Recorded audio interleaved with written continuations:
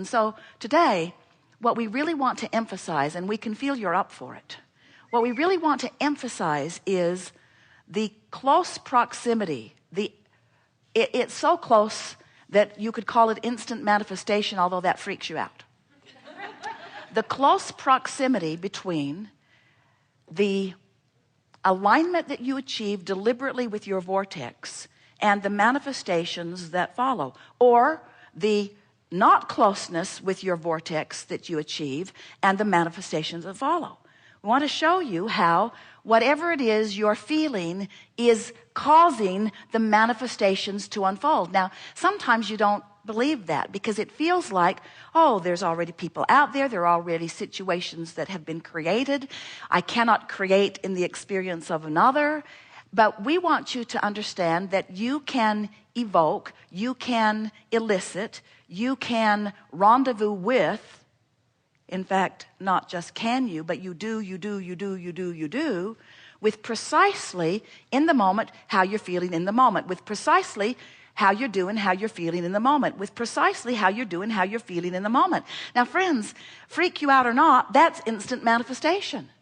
You can be observing something that's not so good, and maybe it's irritating you, maybe it's frightening you, maybe it's just frustration. It could be anywhere in that range of unwanted emotions, strong or not so strong. And as you focus there, you cause a vibration within you to reverberate in response to whatever it is that you're observing. You just let often that circumstance train you into a vibrational frequency. And then everything that happens to you now, this could take a while, now, reflects what you've got going on vibrationally. Now, what you've got going on vibrationally is always reflected to you by what you feel.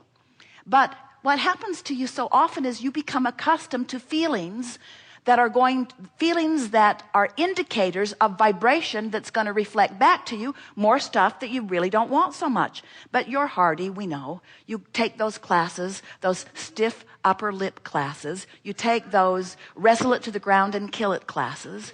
You take those life isn't supposed to be fair or fun classes. You take those I'm strong and I'm hardy and I can endure and I can persevere and life isn't supposed to be fun. And we say, yes, it is. It's supposed to be fun, not just now, but always. And what you're going to come to realize as you play with this more and more in a conscious, deliberate way is that it is oh so fun to witness something unwanted, maybe something really unwanted, because in the knowing of what you don't want, there is a bounce or the other end of that vibrational wavelength that knows exactly what you do want. And even though you can't maybe speak what you want because you're so embroiled in what you don't want, what you do want's bouncing out of you, bouncing out of you, bouncing out of you, because friends, you just got to know how obvious it is when you know what you don't want, you know what you do want. In other words, that's that deciphering process, isn't it? And when you really don't want it, you really do want something else. And when you really sort of don't want it, you sort of don't want something else. But this process helps you to define whether you can speak it or not. So this defining, this preferring, this giving birth to new intentions, it's the evolution of all species. It's the evolution of the cellular species. It's the evolution of the human species. It's the evolution of everything, is this energy or vibration that bounces from someone, whether you're a one-celled organism or whether you're a full-fledged genius human, focusing and identifying, whether consciously or whether vibrationally, identifying what it is you prefer. Evolution, expanding, becoming. But most humans are really slow on the trigger to go along with what they have birthed. Your inner being isn't.